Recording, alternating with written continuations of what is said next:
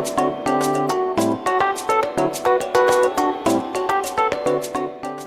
Pak, ini kami dari Universitas Jakarta dari Fisikal. Kami ada tugas terkait tentang makalah dari tadi kalian di sini. Nah, kami di sini izin untuk mewawancari Bapak tentang Satya Jayanti. Kalau untuk Bapak sendiri namanya siapa? Saya ini dan juga ibarat juga Mungkin kalau dari dulu bisa jelasin secara singkat tentang Satya Jayanti.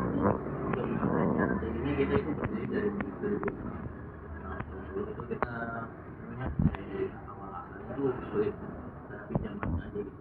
Tapi akhirnya bisnisnya itu berkembang. Yang kembali lagi akhirnya dia buka khusus itu. Itu dikasih awalnya gitu.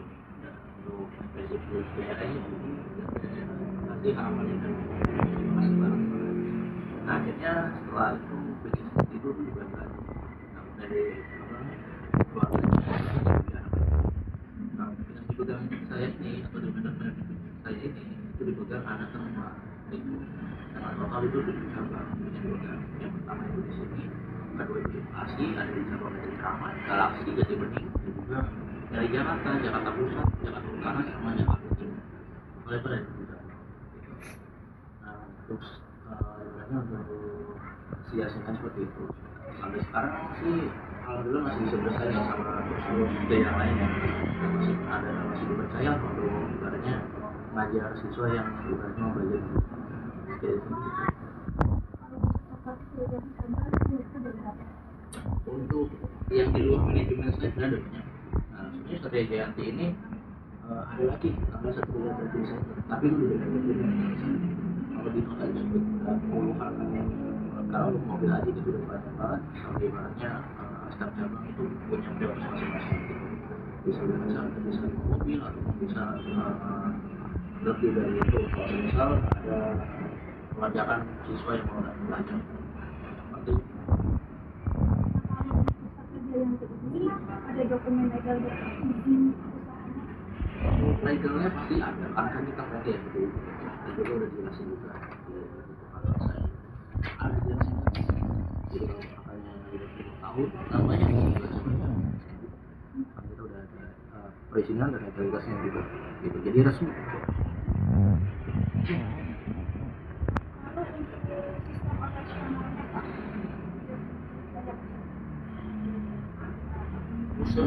rasanya seperti ya, kerja biasa aja sih 8 sampai 12 jam ya kerja terus sistem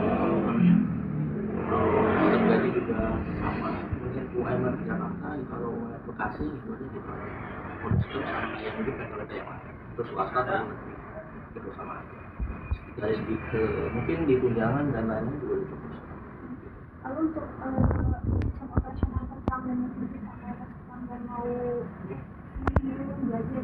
Oke, jadi untuk hal itu sistem kita itu siswa yang itu apa? Karena udah nanti kalau ibaratnya mendaftar standby di sini karena untuk sistem antar jemput itu takutnya malah berbeda siswa gitu. Karena kita nggak tahu kan kondisi di jalan, jadi dari siswa yang ada di sini biar kita kan temannya nggak pindah-pindah nih stay di sini, jadi kan lebih enak kayak gitu aja. Siswa yang datang daripada kita harus datang ke tempat siswanya takutnya nih di jalan kita udah kendala udah trouble akhirnya makan waktu lah gitu akhirnya mau punya jadi sistem enak tengahnya ya gitu kita stay di sini atau ibaratnya siswa yang datang ke sini gitu lebihnya kayak gitu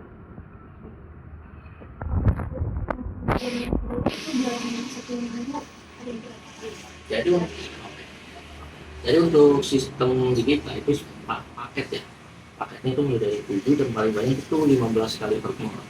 Nah untuk paket itu digaji seharinya itu per jam gitu. Jadi semisal ini belajar sehari itu sejam, kalau mau 2 jam berarti dari kurang aja. Jadi paket yang diambil. Kemudian dari yang 7 sampai 10. Jadi kita aja. Nah untuk mau per minggu ataupun per bulan tergantung dari siswanya gitu.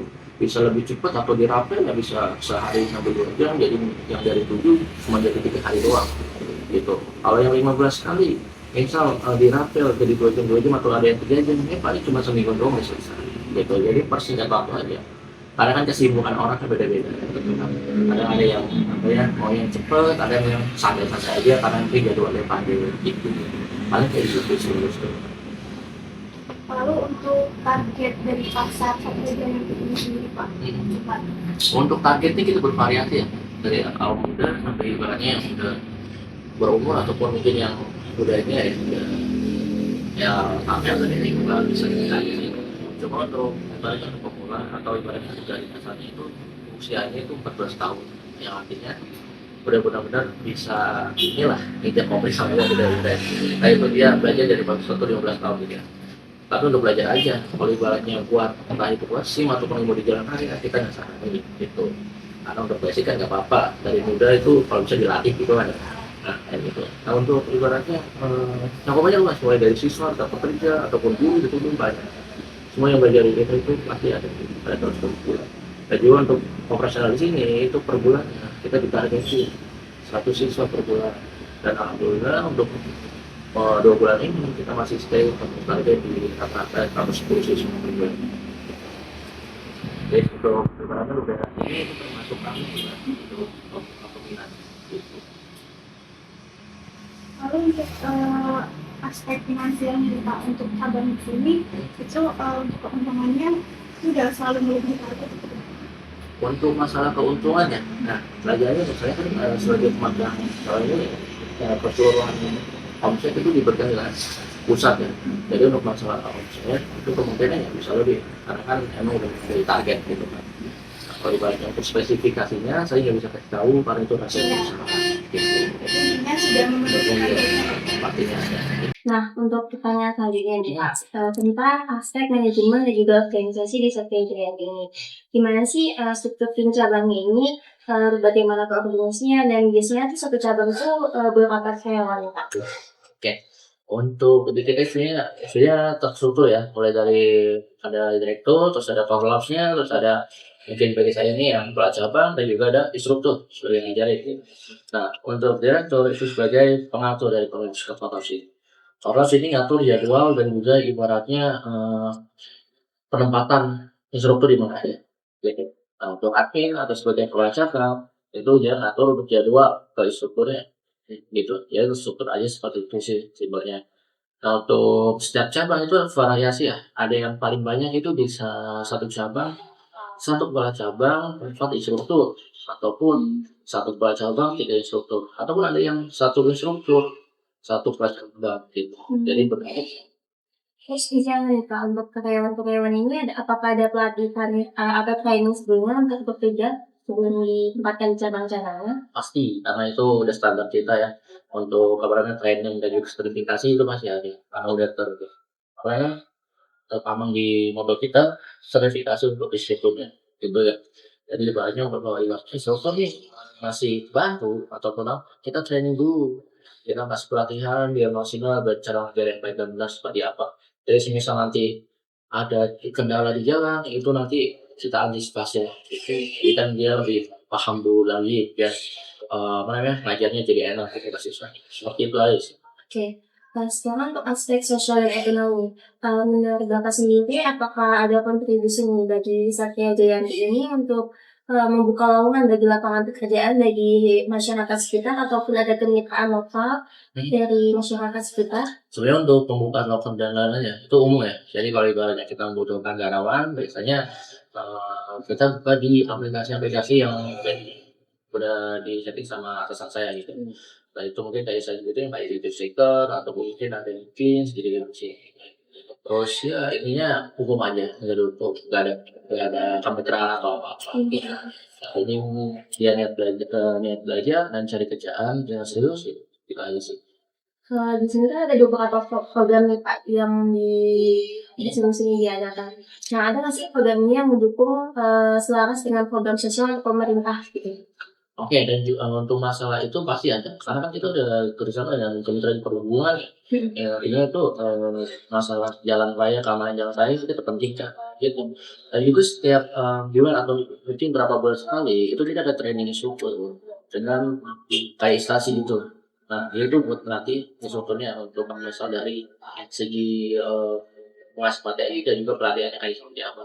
Itu setiap berapa bulan sekali itu kita ada sama instansi luar. Gitu. Nah, itu mungkin dari perusahaan otomotif atau mungkin dari pemerintah. Mungkin sekarang pertanyaan terakhir ya Pak. Untuk aspek lingkungan ini, apakah dari Satria ini memiliki kebijakan baik di operasionalnya yang bisa mengurangi dampak lingkungan, kayak dari emisi karbon ataupun dampak-dampak lainnya gitu Pak? Oh, kalau masalah seperti itu pasti ya, karena kita kan, untuk mobil-mobil yang kita pakai nih seperti sekarang, itu juga standar-standar baru gitu, nggak seperti yang mobil lama itu kan yang emisinya masih tinggi. Kita ngikutin mungkin yang, ngikutin dari Euro 5. Nah, Euro 5 itu mungkin untuk segi emisi buangnya itu lebih kecil, gitu, jadi lebih aman. Nah, untuk mobil-mobil sekarang juga udah gitu, kita pasti ada uji kelayakan seperti emisi gas dan itu mungkin tetap tipan parkir ya, gitu. Dan untuk perizinan kita udah masuk untuk parkir di sini udah boleh-boleh aja. Jadi aman-aman aja masalah regulasi dari masyarakat kita. Gitu. Oke, jadi untuk semua aspek ini sudah mendukung ya Pak dari segi bayaran lingkungan itu. Udah bisa dipertanggungjawabkan. Terima kasih Pak atas waktu dan Sama-sama. untuk wawancara. Siap, sama-sama Kak. Terima kasih. Pertama, dari aspek legal, Satria Jayanti sudah mempunyai izin yang dibutuhkan mulai dari NIB, SIUP, sampai pengawasan dari kepolisian. Bahkan mobil yang dipakai udah pakai plat kuning dan diuji kelayakannya secara rutin. Legalitas ini bukan cuma formalitas ya, tapi bikin peserta khusus juga ngerasa aman dan juga terpercaya. Nah, lanjut ke aspek teknis, kursus ini fleksibel banget, buka setiap hari dari jam 8 pagi sampai jam 5 sore, termasuk weekend dan hari libur. Jadwal latihan juga bisa dari pagi, siang, bahkan malam. Nah, pendaftarannya gampang. Bisa langsung ke cabang ataupun cukup lewat WhatsApp. Soal materi lengkap mulai dari teori rambu-rambu, praktik setir di lapangan, sampai teknik parkir dan safety driving. Mobil latihan pun udah pakai sistem keamanan tambahan. Ada 3 pilihan paket, yaitu reguler, intensif, dan privat. Tinggal pilih sesuai kebutuhan. Targetnya juga jelas, yaitu untuk usia produktif yang ingin belajar nyetir. Dan ini juga berhasil karena untuk target Satria Jayanti ini mencapai target 100 peserta per bulannya dan bisa tembus sampai 110 peserta. Yang artinya strategi ini untuk pemasarannya memang efektif. Lalu dari sisi keuangan ini juga menarik karena biaya tetap seperti gaji, sewa, perawatan mobil, dan juga biaya variabel seperti BBM dan promosi semuanya terukur. Dan untuk pendapatannya juga stabil karena peserta bayar di awal. Dan dengan 110 peserta ini, satu cabang bisa dapat hampir 100 juta untuk per bulannya.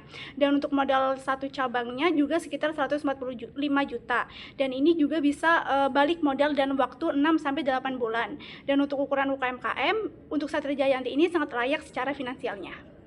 Aspek manajemennya juga solid, strukturnya rapi, ada direktur, kepala cabang, admin, sampai instruktur. Nah, semua udah jelas tanggung jawabnya. Instruktur punya sertifikasi resmi dan tiap 3 bulan ada evaluasi kerja plus insentif buat yang performanya bagus. Jam kerja pun fleksibel dan kesejahteraan pegawainya juga diperhatikan. Dari sisi sosial ekonomi, dampaknya itu tuh luas. Satria Jayanti ini rutin buka lowongan kerja, ngadain pelatihan internal buat karyawan, dan juga ikut program pelatihan soal keselamatan berkendara. Mereka ini juga aktif kerja sama dishub, sekolah, dan juga komunitas. Jadi, Satria Jayanti ini bukan cuma bisnis, tapi juga kontribusi ke masyarakat. Dan terakhir, aspek lingkungan. Mereka sadar bahwa operasional kendaraan bisa berdampak ke lingkungan. Makanya, armada mereka wajib lulus uji emisi, rutin dirawat, dan mulai beralih ke kendaraan yang hemat energi. Peserta juga diajarin eco-driving, kayak cara nyetir yang hemat BBM dan ramah lingkungan. Bahkan, mereka aktif di komunitas hijau dan edukasi soal dampak kendaraan terhadap udara.